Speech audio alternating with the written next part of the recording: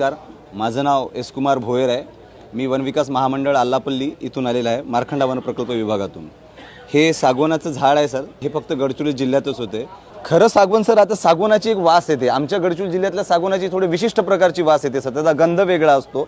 त्यांना अशा पद्धतीचे स्टॉलिन्स असतात, ते सगळ्याला असतात आणि आमच्याकडचं क्लिअरली व्हाईट नसतो सर। ह्या असे मध्यम काळपट, मध्यम लालसर अशा पद्धतीचा सागवान असतो आमचा, वेगवेगळ्या पद्धतीत। आणि ह्या मध्य प्रांत सागवान म्हणून ओळखला जातो गडचिरोली आणि चंद्रपूर जिल्ह्यातला सागवान सर। शेतकऱ्यांसाठी सागवान लागवड सुद्धा फायदेशीर ठरू शकते सर। त्यांनी आमच्याकडून सागाची रोपं घ्यावा, सागाची रोपं घेऊन त्यांनी लावावा। लावल्यानंतर त्यांच्या 7/12वरती नोंदणी करायला लागतात। त्यानंतर ते जेव्हा झाड मोठं झाल्यानंतर, म्हणजे हे कसं जर लांब टर्मचं पीक आहे सर, एकदा लावून दिलं 5-6 वर्षांतर शेताच्या बांध्यावर, धुऱ्यावर म्हणतो आपण, बाउंड्रीवर लावू शकता। म्हणजे येणाऱ्या 30-40 वर्षानंतर त्याला हमखास पीक मिळेलच सर। हे म्हणजे जास्ती प्रमाणात भारतामध्ये कुठं नाही आहे सर, मोजक्याच ठिकाणी हा लाकूड मिळतो आणि अशी क्वालिटी कुठं मिळणार नाही सर। आणि हे रिअर आहे सर, म्हणजे खूप कमी प्रमाणात मिळल्या जातात। जी नाही, गडचिरोली सर, गडचिरोली बल्लारपूरचा डेपो आहे आमचं डिपार्टमेंटचं। बल्लारपूरला पण डेपो आहे, आल्लापल्लीला पण डेपो आहे आणि आमची बल्लारपूरला सुद्धा एक सॉमिल आहे आणि आल्लापल्लीला सुद्धा एक शासनाची आमची सॉमिल आहे। इकडे सर एक परतवाड्यामध्ये सागवण लागल्या जाते, परतवाड्याला होते।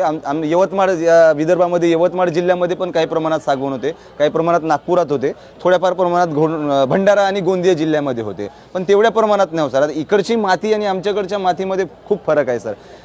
माती परीक्षणासाठी वैज्ञानिक लोकांना